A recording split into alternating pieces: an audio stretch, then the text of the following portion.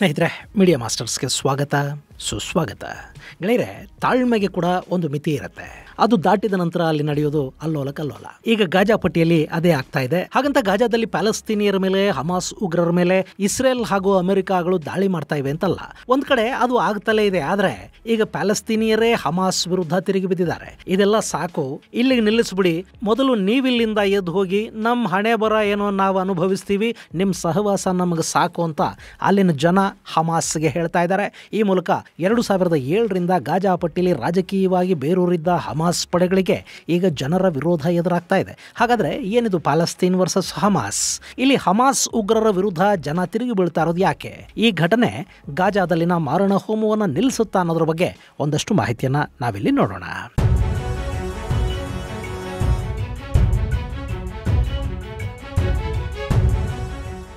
ಗೆಳೆಯರೆ, 2023 ಅಕ್ಟೋಬರ್ 7 ಶಾಂತವಾಗಿದ್ದ ಮಧ್ಯಪ್ರಾಚ್ಯದಲ್ಲಿ ಕೋಲಾಹಲ ಸೃಷ್ಟಿಯಾದ ದಿನ ಅದು. ಅವತ್ತು ಇಸ್ರೇಲ್ ಅಲ್ಲಿ ಹೊಸ ವರ್ಷದ ಆಚರಣೆ ನಡೀತಿತ್ತು. ಆಗ ಅಲ್ಲಿಗೆ ಬಂದ ಹಮಾಸ್ ಇಸ್ರೇಲ್ ಗಡಿಗಳಲ್ಲಿ ಮಾರಣ ಹೋಮವನ್ನು ಸೃಷ್ಟಿ ಮಾಡಿತು. 250ಕ್ಕೂ ಹೆಚ್ಚು ಜನರನ್ನ ಒತ್ತೆಯಾಳಗಳನ್ನಾಗಿ ತಗೊಂಡು ಹೋಯಿತು. ಅಲ್ಲಿಂದ ಶುರುವಾದ ಸಂಘರ್ಷ ಈ ಕ್ಷಣದವರೆಗೆ ನಿಂತಿಲ್ಲ. ಆಗಾಗ ಕದನ ವಿರಾಮ, ಒತ್ತೆಯಾಳುಗಳ ಬಿಡುಗಡೆ, ಬಂದಿಗಳ ಹಸ್ತಾಂತರ ಇದೆಲ್ಲ ನಡೀತಾ ಇದ್ರು ಕೂಡ ಇಸ್ರೇಲ್ ಹಮಾಸ್ ವಿರುದ್ಧದ ದಾಳಿಯನ್ನ ಸಂಪೂರ್ಣವಾಗಿ ನಿಲ್ಲಿಸ್ತಾ ಇಲ್ಲ. ಇನ್ನು ಇಸ್ರೇಲ್ ಹಮಾಸ್ ಸಂಘರ್ಷದಲ್ಲಿ ಹೆಜ್ಬುಲ್ಲಾ ಎಂಟರ್ ಆಯಿತು, ಇರಾನ್ ಬಂತು, ಹೌತಿಗಳು ಎಂಟ್ರಿ ಕೊಟ್ಟರು. ಹೀಗೆ ಇಡೀ ಮಧ್ಯಪ್ರಾಚ್ಯ ಸಂಘರ್ಷ ಪೀಡಿತ ಆಗಿ ಹೋಗಿತ್ತು. ಇದೇ ವೇಳೆ ಹಮಾಸ್ ಮತ್ತು ಹೆಜ್ಬುಲ್ಲಾದ ಸಾಕಷ್ಟು ನಾಯಕರನ್ನ ಕೂಡ ಇಸ್ರೇಲ್ ಹೊಡೆದು ಹಾಕ್ತು. ಇನ್ನು ತೀರಾ ಇತ್ತೀಚೆಗೆ ಅಂದ್ರೆ ಮಾರ್ಚ್ 25 ನಂತರ ಹಮಾಸ್ನ ಪ್ರಮುಖ ನಾಯಕ ಹಾಗೂ ಗಾಜಾದ ಪ್ರಧಾನಿ ಅಂತ ಗುರುತಿಸಿಕೊಂಡಿದ್ದ ಇಸ್ಮಾಯಿಲ್ ಬರ್ಹೋಮ್ನನ್ನ ಕೂಡ ಹೊಡೆದು ಹಾಕಲಾಗಿದೆ. ಕಳೆದ ಭಾನುವಾರ ಗಾಜಾ ಪಟ್ಟಿಯ ಆಸ್ಪತ್ರೆಯೊಂದರಲ್ಲಿ ಹಮಾಸ್ನ ನಾಯಕರಿರುವ ಬಗ್ಗೆ ಮಾಹಿತಿಯನ್ನು ಪಡ್ಕೊಂಡ IDF ಆ ಆಸ್ಪತ್ರೆ ಮೇಲೆ ವಾಯುದಾಳಿಯನ್ನು ಮಾಡಿತು. ಈ ವೇಳೆ ಏರ್ ಸ್ಟ್ರೈಕ್ ಅಲ್ಲಿ ಹಮಾಸ್ನ ಹೊಸ ನಾಯಕ ಹಾಗೂ ಗಾಜಾದ ಹೊಸ ಪ್ರಧಾನಿ ಇಸ್ಮಾಯಿಲ್ ಬರ್ಹೋಮ್ ಸಾವನ್ನಪ್ಪಿದ್ದಾನೆ. ಅಲ್ಲಿ ಏರ್ ಸ್ಟ್ರೈಕ್ ನಿಂದ ಸಾಕಷ್ಟು ಗಾಯಗೊಂಡಿದ್ದ ಬರ್ಹೋಮ್ಗೆ ತಕ್ಷಣ ಚಿಕಿತ್ಸೆಯನ್ನ ಕೊಡಿಸಲಾಯಿತಾದ್ರೂ ಅದು ಫಲಕಾರಿಯಾಗದೆ ಅವನು ಸಾವಿಗೀಡಾದ ಅಂತ ಹೇಳಲಾಗ್ತಾ ಇದೆ. ಹಾಗೆ ನೋಡಿದ್ರೆ ಕೆಲವೇ ದಿನಗಳಲ್ಲಿ ಇಸ್ರೇಲ್ ಬಲಿ ತಗೊಳ್ತಾ ಇರೋ 4ನೇ ನಾಯಕ ಈ ಬರ್ಹೋಮ್ ಅಂತ ಹೇಳ್ತಾ ಇದ್ದಾರೆ. ಈ ಹಿಂದೆ ಗಾಜಾದ ಪ್ರಧಾನಿಯಾಗಿದ್ದ ಇಸ್ಸಾಮಾ ದಾಲಿಸ್ನನ್ನ ಇಸ್ರೇಲ್ ಹೊಡೆದು ಹಾಕ್ತು. ಆನಂತರ ಈ ಇಸ್ಮಾಯಿಲ್ ಬರ್ಹೋಮ್ ಹಮಾಸ್ ಪ್ರಧಾನಿಯ ಹುದ್ದೆಯನ್ನು ಕೊಡ್ತು. ಈಗ ಅವನು ಕೂಡ ಇಸ್ರೇಲಿ ದಾಳಿಯಲ್ಲಿ ಸಾವಿಗೀಡಾಗಿದ್ದಾನೆ. ಇನ್ನು ಈ ದಾಳಿ ನಡೆದ ಸಮಯದಲ್ಲಿ ಖಾನ್ ಯೂನಿಸ್ ಮೇಲೆ ಮತ್ತೊಂದು ದಾಳಿ ನಡೆಸಿದ್ದ IDF ಪಡೆಗಳು ಅಲ್ಲಿ ಸಲಾಹ್ ಅಲ್ ಬರ್ದವಿಲ್ ನನ್ನ ಕೂಡ ಹೊಡೆದು ಹಾಕಿವೆ. ಈ ಮೂಲಕ 2021ರಲ್ಲಿ ಆಯ್ಕೆಯಾಗಿದ್ದ 20 ಮಂದಿ ಪಾಲಿಟ್ ಬ್ಯೂರೋ ಸದಸ್ಯರ ಪೈಕಿ 11 ಮಂದಿಯನ್ನ ಇಸ್ರೇಲ್ 2023 ಅಕ್ಟೋಬರ್ 7 ನಂತರ ಹೊಡೆದು ಹಾಕಿದ್ದು. ಇನ್ನು 9 ಮಂದಿಯನ್ನ ಜನ್ನತ್ಗೆ ಕಳುಹಿಸೋದಕ್ಕೆ IDF ಸಿದ್ಧ ಆಗಿ ಕೂತಿದೆ.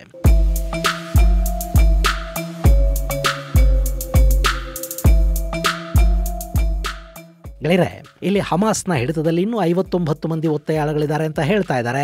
ಅದರಲ್ಲಿ ಬದುಕಿರುವವರ ಸಂಖ್ಯೆ ಇನ್ನೊಂದು 20 ಇರಬಹುದು. ಹೀಗಾಗಿ ಇಸ್ರೇಲ್ ಪಡೆಗಳು ಈಗ ಹಮಾಸ್ ವಿರುದ್ಧ ಕಡೆಯ ಯುದ್ಧಕ್ಕೆ ಇಳಿದಿವೆ. ಇನ್ನುಳಿದ 20 ಮಂದಿಯನ್ನ ಸಂಘರ್ಷದ ಮೂಲಕವೇ ಬಿಡಿಸಿಕೊಳ್ಳೋ ಪ್ರಯತ್ನವನ್ನ IDF ಮಾಡ್ತಾ ಇದೆ.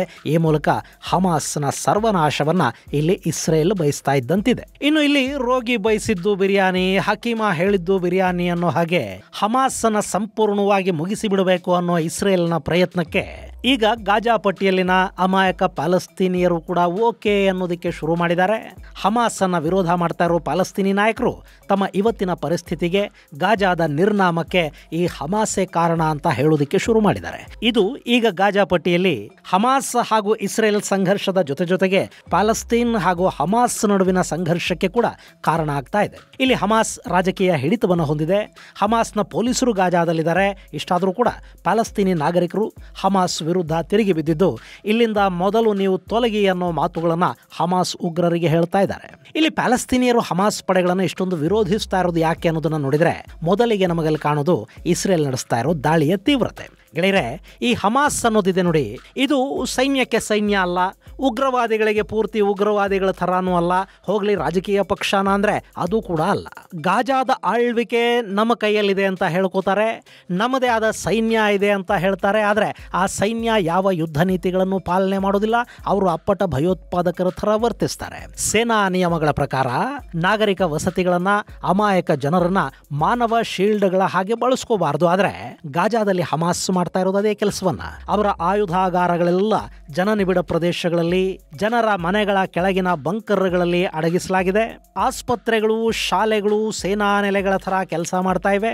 ಹಮಾಸ್ ಉಗ್ರ ಪಡೆಗಳೇನಿವೆ ಅವುಗಳ ಮುಖಂಡರಿಗೆ ಜನವಸತಿಗಳಲ್ಲಿ ಆಶ್ರಯವನ್ನ ಕಲ್ಪಿಸಲಾಗಿದೆ ಮತ್ತು ಆಸ್ಪತ್ರೆಗಳಲ್ಲಿ ಅವರು ವಾಸ ಮಾಡ್ತಾ ಇದ್ದಾರೆ. ಅಲ್ಲಿಂದಲೇ ಯುದ್ಧ ಸಿದ್ಧತೆಗಳಾಗತ್ವೆ. ಆಸ್ಪತ್ರೆಯ ಕಾಂಪೌಂಡ್ಗಳ ಒಳಗಿಂದ ಇಸ್ರೇಲಿನ ವಿರುದ್ಧ ರಾಕೆಟ್ ದಾಳಿಗಳು ಕೂಡ ಆಗ್ತಾ ಇವೆ. ಹೀಗಾಗಿ ಇಸ್ರೇಲ್ ಏನ್ ಮಾಡ್ತಾ ಇದೆ, ಎಲ್ಲೆಲ್ಲಿ ಹಮಾಸ್ ಉಗ್ರರಿದ್ದಾರೆ ಅಂತ ಗೊತ್ತಾಗುತ್ತೋ, ಅದು ಜನವಸತಿ ಆಗಿರಲಿ, ಶಾಲೆ ಆಗಿರಲಿ ಅಥವಾ ಆಸ್ಪತ್ರೆ ಬೇಕಾದರೂ ಆಗಿರಲಿ, ಆ ಎಲ್ಲ ಕಡೆಗಳಲ್ಲಿ ಇಸ್ರೇಲ್ ವಾಯುದಾಳಿಯನ್ನು ನಡೆಸ್ತಾ ಹೋಗ್ತಾ ಇದೆ. ಇದರಿಂದಾಗಿ ಬರೀ ಉಗ್ರರು ಮಾತ್ರ ಸಾವಿಗೀಡಾಗ್ತಾ ಇಲ್ಲ, ಗಾಜಾ ಪಟ್ಟಿಯಲ್ಲಿನ ಪ್ಯಾಲೆಸ್ತೀನಿ ಜನ ಕೂಡ ಸಾವಿಗೀಡಾಗ್ತಾ ಇದ್ದಾರೆ. ಇದರ ಪರಿಣಾಮನೇ ಇದುವರೆಗೆ ಸುಮಾರು 50,000ಕ್ಕೂ ಹೆಚ್ಚು ಜನ ಗಾಜಾದಲ್ಲಿ ಸಾವಿಗೀಡಾಗಿದ್ದಾರೆ ಅನ್ನೋ ಸುದ್ದಿಗಳು ಬರ್ತಾ ಇರೋದು. ಈ 50,000 ಜನದಲ್ಲಿ ಹಮಾಸ್ ಉಗ್ರರೆಷ್ಟು, ಸಾಮಾನ್ಯ ನಾಗರಿಕರೆಷ್ಟು ಅನ್ನೋದ್ರ ಬಗ್ಗೆ ಸರಿಯಾದ ಲೆಕ್ಕ ಇವತ್ತಿಗೂ ಸಿಕ್ಕಿಲ್ಲ. ಹೀಗಾಗಿ ಇನ್ನು ಮುಂದೆ ಕೂಡ ಹಮಾಸ್ ಅಲ್ಲೇ ಉಳ್ಕೊಳ್ತು ಅಂದ್ರೆ ಇಸ್ರೇಲ್ ತನ್ನ ದಾಳಿಗಳನ್ನು ಕೂಡ ಹೀಗೆ ಮುಂದುವರಿಸ್ತಾ ಹೋಗುತ್ತೆ.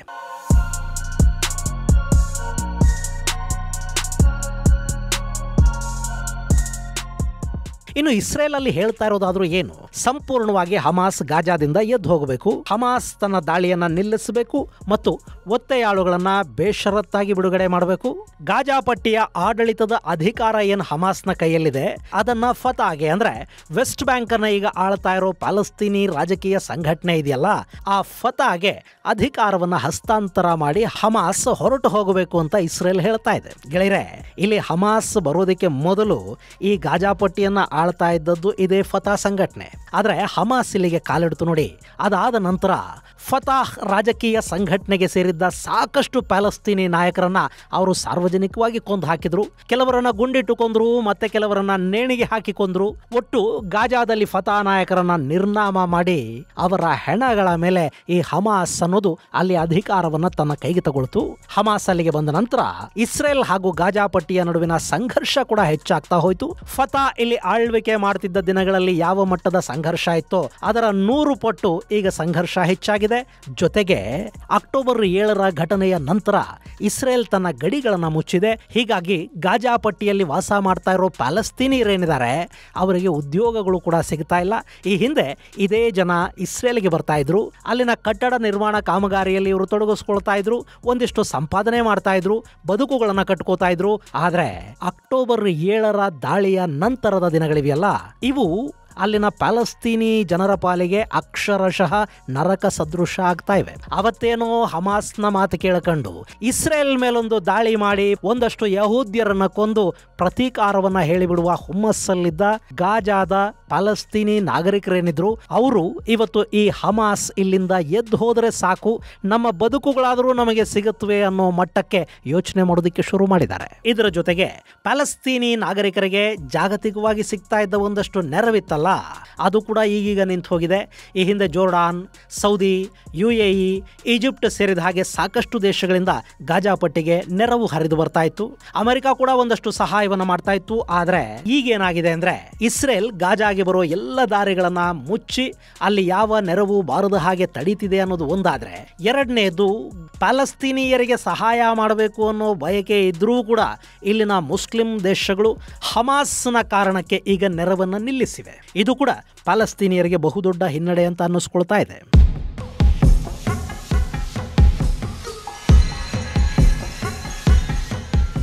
ಗೆಳೆಯರೆ, ಒಟ್ಟಾರೆ ಇಲ್ಲಿ ಪ್ಯಾಲೆಸ್ತೀನಿಯರಿಗೆ ಹಮಾಸ್ನಿಂದ ಯಾವ ಸುಖನೂ ಸಿಗಲಿಲ್ಲ. ಹಮಾಸ್ನ ಕಾರಣಕ್ಕೆ ಇಷ್ಟು ವರ್ಷಗಳ ಕಾಲ ಪ್ಯಾಲೆಸ್ತೀನಿಯರು ನಡೆಸ್ತಾ ಇದ್ದ ಹೋರಾಟ ಮತ್ತು ಅದಕ್ಕೆ ಸಿಗ್ತಾ ಇದ್ದ ಜಾಗತಿಕ ಸಹಾನುಭೂತಿ ಏನಿತ್ತು ಅದು ಕೂಡ ಈಗ ಕಡಿಮೆಯಾಗ್ತಾ ಹೋಗ್ತಾ ಇದೆ. ಪ್ಯಾಲೆಸ್ತೀನಿ ಹೋರಾಟವನ್ನ ಒಂದು ಭಯೋತ್ಪಾದಕ ಕೃತ್ಯದ ಹಾಗೆ, ಭಯೋತ್ಪಾದಕರ ಸಂಘರ್ಷದ ಹಾಗೆ ಜಗತ್ತು ನೋಡೋದಕ್ಕೆ ಶುರು ಮಾಡ್ತಾ ಇದೆ. ಹೀಗಾಗಿ ಈಗ ಗಾಜಾ ಪಟ್ಟಿಯಲ್ಲಿ ಹಮಾಸ್ ಔಟ್ ಅನ್ನೋ ಪ್ರತಿಭಟನೆಗಳು ಶುರುವಾಗಿವೆ. ಇಲ್ಲಿ ಪ್ಯಾಲೆಸ್ತೀನಿ ಜನ ಹಮಾಸ್ ವಿರುದ್ಧ ಧಿಕ್ಕಾರಗಳನ್ನು ಕೂಗ್ತಾ, ನಿಮ್ಮಿಂದ ನಾವು ಅನುಭವಿಸಿರೋದು ಸಾಕು, ಇನ್ನಿಲ್ಲಿಂದ ಹೊರಟು ಕೂಗ್ತಾ ಇದ್ದಾರೆ.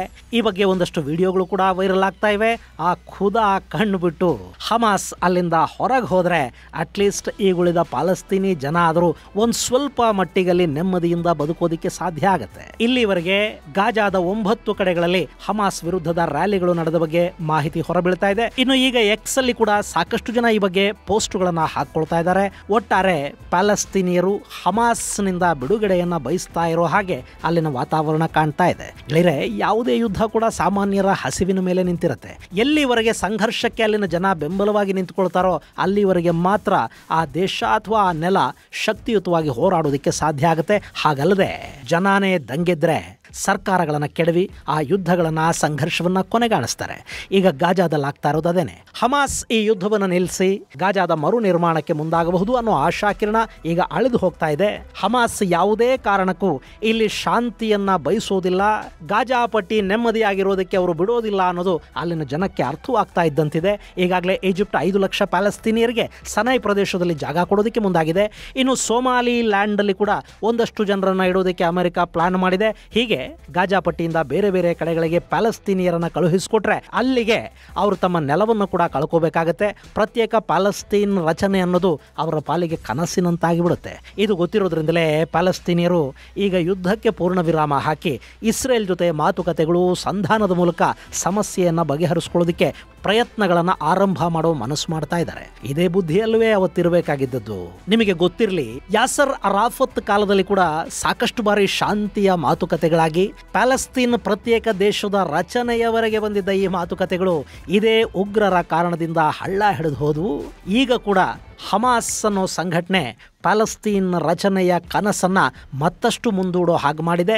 ಅದರ ಫಲವೇ ಈಗ ಹಮಾಸ್ ವಿರುದ್ಧ ಶುರುವಾಗಿರುವ ಪ್ರತಿಭಟನೆಗಳು ಅಂತ ಹೇಳ್ತಾ ಇದ್ದಾರೆ. ಒಟ್ಟಲ್ಲಿ ಹಮಾಸ್ನ ದಾರಿ ಸರಿ ಇಲ್ಲ ಅನ್ನೋದು ಈಗಲಾದರೂ ಪ್ಯಾಲೆಸ್ತೀನಿಯರಿಗೆ ಗೊತ್ತಾದರೆ ಬರೀ ಯುದ್ಧಗಳಿಂದ, ಸಶಸ್ತ್ರ ಹೋರಾಟಗಳಿಂದ ಏನನ್ನೂ ಸಾಧಿಸೋದಕ್ಕೆ ಸಾಧ್ಯವಾಗೋದಿಲ್ಲ ಅನ್ನೋದು ಆ ಜಗತ್ತಿನ ಮತಾಂಧರಿಗೆ, ಮೂಲಭೂತವಾದಿಗಳಿಗೆ ಅರ್ಥ ಆದರೆ ಜಗತ್ತು ಒಂದಷ್ಟರ ಮಟ್ಟಿಗೆ ನೆಮ್ಮದಿಯಿಂದ ಇರೋದಕ್ಕೆ ಸಾಧ್ಯ ಆಗುತ್ತೆ. ಇದು ಗೆಳೆಯರೆ, ಗಾಜಾ ಪಟ್ಟಿಯಲ್ಲಿ ಹಮಾಸ್ ವಿರುದ್ಧ ಪ್ಯಾಲೆಸ್ತೀನಿಯರು ರ್ಯಾಲಿಗಳನ್ನು ನಡೆಸ್ತಾ ಇರೋದ್ರ ಕುರಿತಾದ ಒಂದಷ್ಟು ಮಾಹಿತಿ. ಮುಂದಿನ ಸಂಚಿಕೆಯಲ್ಲಿ ಮತ್ತಷ್ಟು ವಿಶೇಷಗಳ ಜೊತೆ ಮತ್ತೆ ಭೇಟಿಯಾಗೋಣ. ಅಲ್ಲಿವರೆಗೆ ಜೈ ಹಿಂದ್, ಜೈ ಕರ್ನಾಟಕ.